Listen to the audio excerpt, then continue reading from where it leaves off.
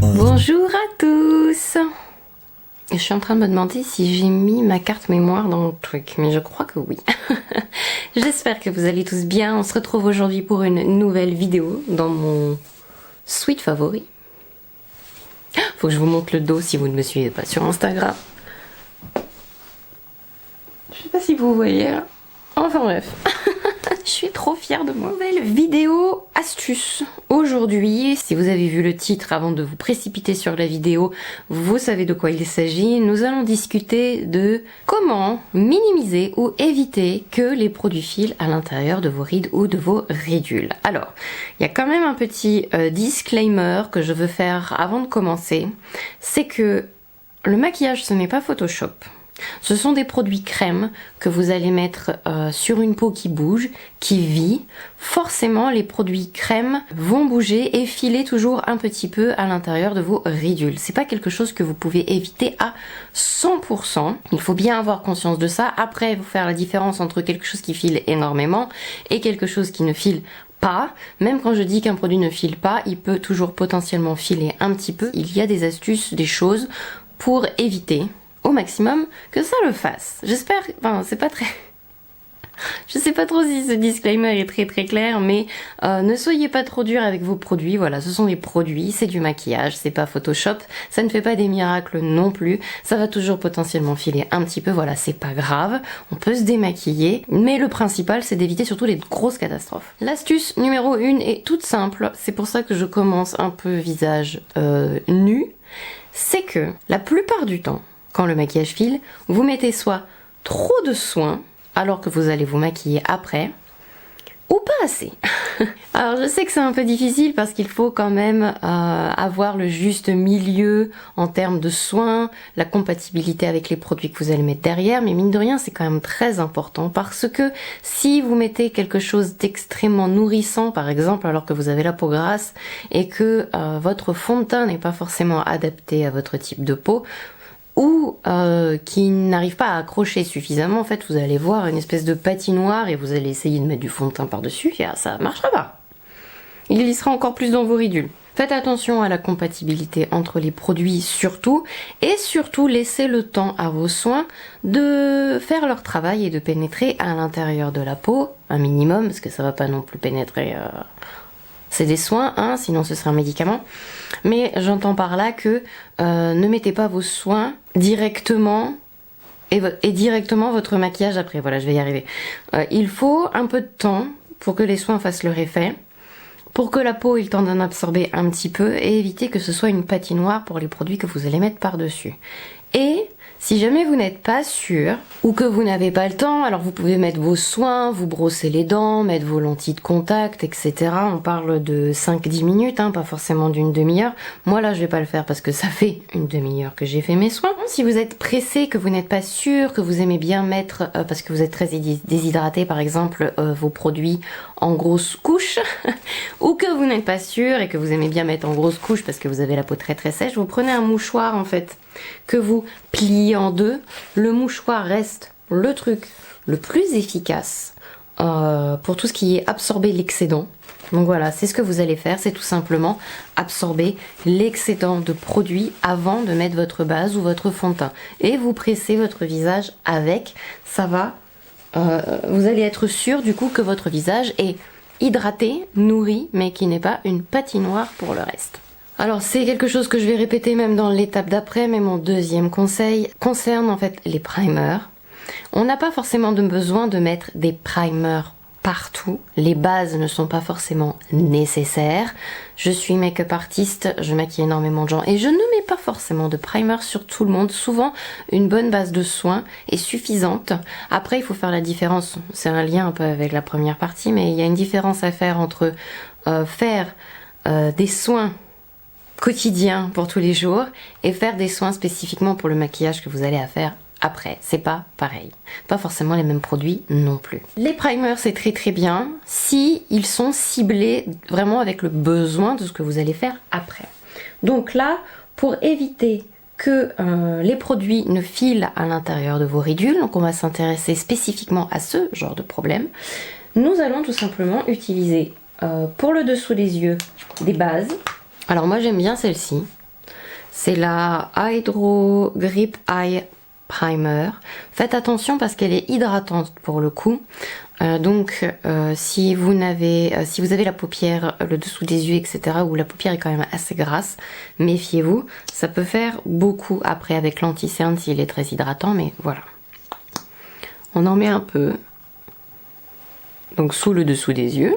Et il est très important aussi, même si on parle de base, et je le répéterai après pour les astuces sur le fond de teint, etc., mais point trop n'en faut. Trop de produit va faire en sorte que vous avez beau faire tous les efforts que vous voulez, ça va filer à l'intérieur des ridules. Forcément, l'excédent bouge. J'aime beaucoup, si vous avez la peau plus sèche, très déshydratée dessous les yeux, la base de chez Milk, donc que je trouve formidable aussi pour les paupières. Et sinon une base paupières tout court, elles sont souvent un peu plus desséchantes parce que destinées aux paupières grasses, donc il faut vraiment avoir le dessous des yeux gras entre guillemets.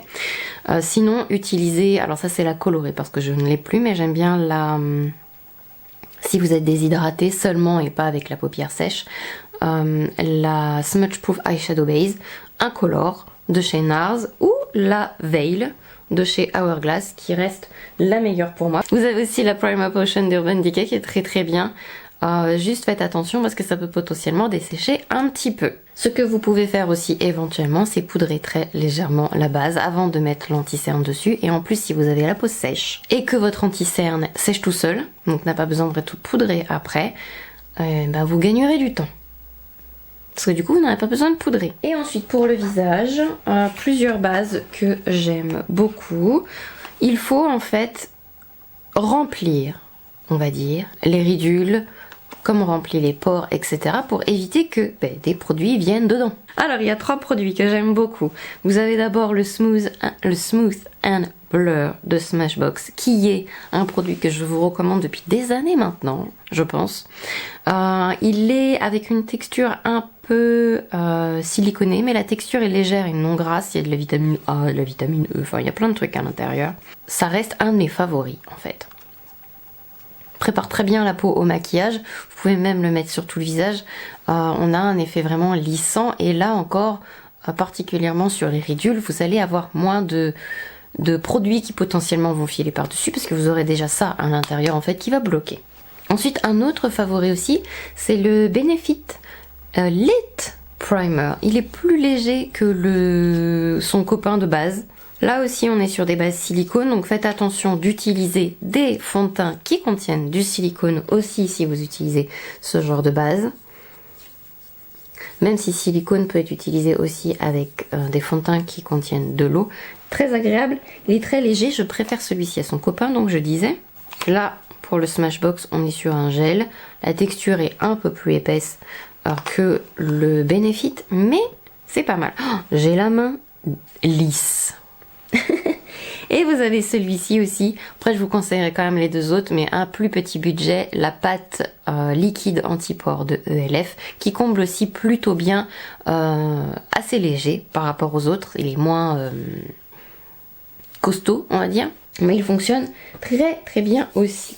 Par rapport à la version Benefit Professional, l'autre me donne des petits boutons, celui-ci ne m'en donne pas du tout. Donc voilà, et ça reste pas. 3 produits que j'aime beaucoup. Voilà. Et donc vous les mettez. Moi, je vais le mettre, tiens. Lequel je vais mettre? Tiens, je vais mettre le Benefit. Tiens. Ça changera un peu parce que je vous montre tout le temps le Smashbox. Et donc, je vais mettre ça et tapoter aux endroits où je veux pas que ça file en fait. Donc, moi, ça va être les rides du sillon naso truc. J'arrive jamais à le dire. Je sais l'écrire. C'était dans mes cours. Mais alors le prononcer. Et un peu sur les rides de mon front. Voilà, pas trop quand même. On va attendre quelques minutes. Et hop. Et j'ai fait exprès de prendre un fond de teint aujourd'hui qui file un peu dans mes ridules et que j'aime pas trop. Pour ce qui est du fond de teint et de l'anti-cerne du coup que je vais mettre sous vos yeux ébahis. On va aller sur du Lancôme aujourd'hui. J'ai envie. Il faut savoir que il ne faut pas trop mettre de produit. Très important. Donc je vais vous montrer plusieurs choses. J'ai oublié de prendre une éponge et j'ai pas de pinceau. Vous me croirez si je vous dis que j'ai 1 milliard d'éponges à laver mais que j'ai une flemme. Déjà j'ai nettoyé hier tous mes pinceaux. Enfin tous mes pinceaux, non c'est faux, il y a encore un set que j'ai pas lavé. J'en veux plus. Donc je vais utiliser, je sais même pas si c'est ma couleur. Ça va être foncé ça ou it's going to be dark. Donc c'est le Lancôme Teint Idôle Ultra Wear Care and Glow. Donc je vais appliquer ça au pinceau pour vous montrer d'abord. Vous pouvez passer directement à l'éponge, mais moi j'aime bien appliquer au pinceau d'abord. La couleur c'est 125W et ça vous me demandez souvent quel pinceau c'est le fond de teint 47 Sephora Pro. Et donc ça faisait longtemps que je l'avais pas testé, j'avais oublié. Il sent très très fort le parfum. Bon, des fois on se dit mais pourquoi je l'aimais pas celui-là. Hop hop hop hop hop, on étale. J'ai des cernes grosses comme j'arrive pas à me débarrasser de mes cernes. Hop. Donc maintenant l'idée c'est d'enlever l'excédent. Soit vous le faites avec un pinceau et vous buffez bien et vous réutilisez la même technique en fait du petit papier que vous avez séparé en deux et vous tapotez pour enlever l'excédent, soit vous utilisez une éponge humide et vous allez par-dessus. En plus ça va réhumidifier.